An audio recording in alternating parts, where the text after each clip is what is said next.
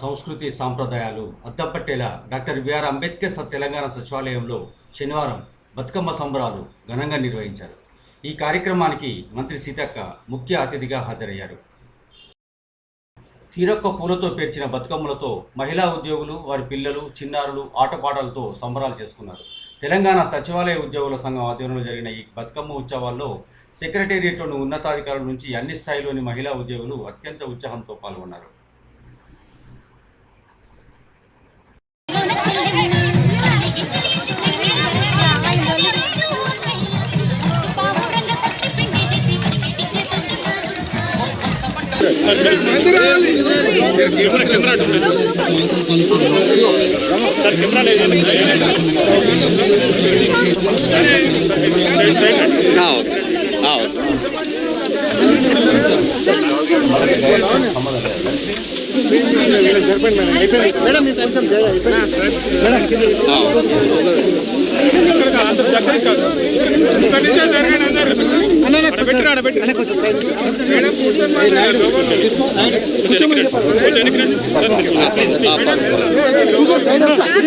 కూర్చోండి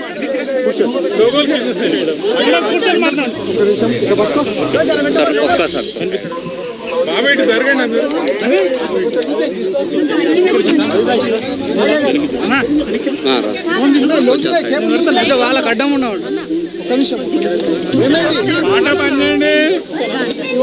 సాంగ్ బంద్ చేయాలని చెప్పండి. జర ఇతను కొంచెం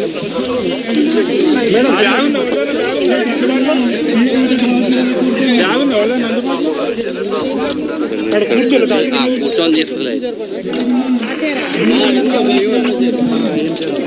మేడం. మీరు జరగండి మేడం, సరిపోతుంది. మీరు జరగండి, మొత్తం జరగండి.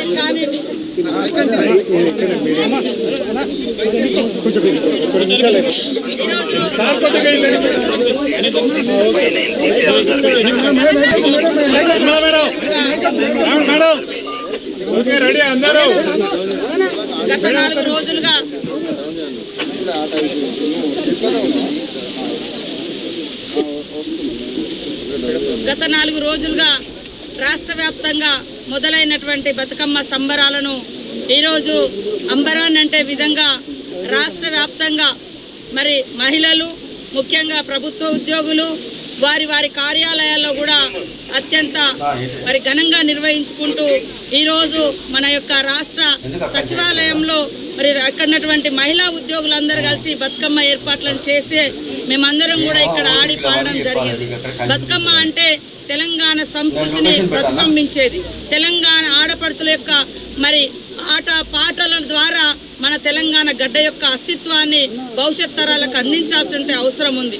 మరి బతుకమ్మ అంటేనే ముఖ్యంగా చెరువులతో ముడిపడి ఉన్నటువంటి బంధం. చెరువులు అంటే చెరువులు నిండడంతో మరి మనకు బతుకమ్మ కూడా వస్తుంది. మరి అప్పటిదాకా అత్తవారి ఇళ్లలో పోయినటువంటి ఆడపడుచులు కూడా తల్లిదండ్రుల ఇళ్లకు వచ్చి ఆత్మీయంగా ఉండేటువంటి పండుగ ఈ 9 రోజుల పండుగ బతుకమ్మ పండుగ. కాబట్టి ఈ పండుగను మన సీఎం రేవంత్ రెడ్డి గారు కూడా రాష్ట్ర వ్యాప్తంగా ఘనంగా నిర్వహించుకోవడం కోసం మహిళలకు, అదేవిధంగా మరి మహిళా ఉద్యోగులకు కూడా అనేక అవకాశాలు ఇస్తూ ప్రోత్సహించడం జరిగింది. ఈ క్రమంలోనే ఇక్కడ ఈరోజు మేము మరి ఒక దిక్కు ఉస్మానియా యూనివర్సిటీలో కానీ మరి పంచాయతీరాజ్ ఉద్యోగులతోటి, అదేవిధంగా విద్యుత్ ఉద్యోగులతోటి, మహిళా ఉద్యోగులతోటి, ఈరోజు సచివాలయంలో ఉన్నటువంటి మా మహిళా ఉద్యోగులతోటి ఈ సంబరాన్ని నిర్వహించుకోవడం చాలా సంతోషం. ముఖ్యంగా మనం ఎంత ఎత్తుకెదిగినా, ఎంత ఆర్థికంగా ఉన్నా, ఎంత సామాజిక ఉన్నతంగా ఆలోచనలు ఉన్నా, ఎంత పదవులలో ఉన్నా, మన పూర్వీకులు ఇచ్చినటువంటి, మన పూర్వీకులు మనకు అందించినటువంటి ఇలాంటి గొప్ప ఆట పాటలతో, ఆనందంతో, అలాయ్ బలాయితో కూడుకున్నటువంటి ఈ ఆత్మీయ బంధాన్ని, బతుకమ్మను మనం భవిష్యత్ తరాలకు అందించాల్సిన అవసరం ఎంతైనా ఉందని తెలియజేస్తాను. దేశంలో మరి ప్రపంచంలో ఎక్కడ లేని విధంగా పూలను పూజించే పండుగ. పూలను తీసుకెళ్ళి మరి చెరువుల దగ్గర కూడా మనము చెరువులను ధన్యవాదాలు తెలియజేయడం, చెరువులను కూడా పూజించడం, తీరొక్క పువ్వును చెరువులో వేయడం ద్వారా మరి చెరువులను కూడా శుద్ధి చేసుకునే పండుగ.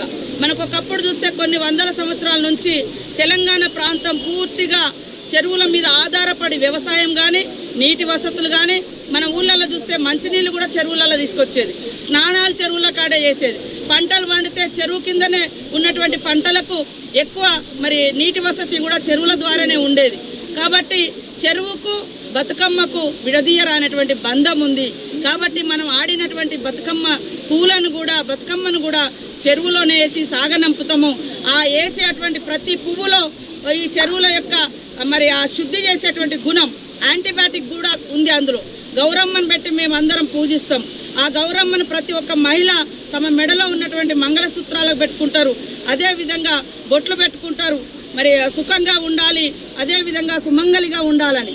అట్ ద సేమ్ టైం ఆ గౌరమ్మను తీసుకెళ్ళి మరి చెరువులలో కూడా కలపడం జరుగుతుంది.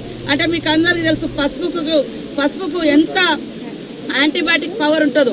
సో దాని మూలంగా చెరువులను కూడా మనం శుద్ధి చేసుకొని ఒకప్పుడు చెరువుల నీళ్లు తాగినటువంటి సందర్భంలో ఈ యొక్క బతుకమ్మ యొక్క విశిష్టత చాలా గొప్పగా ఉంది. కాబట్టి మనం అందరం కూడా భవిష్యత్ తరాలకు అందించడం కోసం తప్పకుండా ఎంత పెద్ద ఉద్యోగులైనా, ఎంత పెద్ద ప్రభుత్వ అధినేతలైనా, ప్రజాప్రతినిధులైనా మన పూర్వీకులు ఇచ్చినటువంటి ఆచారాలు, సాంప్రదాయాలు, సంస్కృతులు ఇవే మన అస్తిత్వం, మన ఆత్మగౌరవం. కాబట్టి ఈ బతుకమ్మను కాపాడుకుందాం, భవిష్యత్ తరాలకు అందిద్దాం.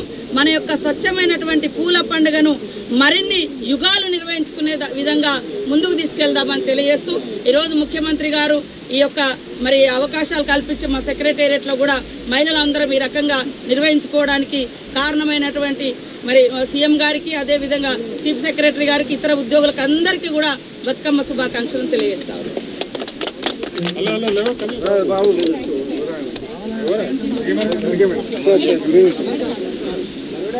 కొంచెం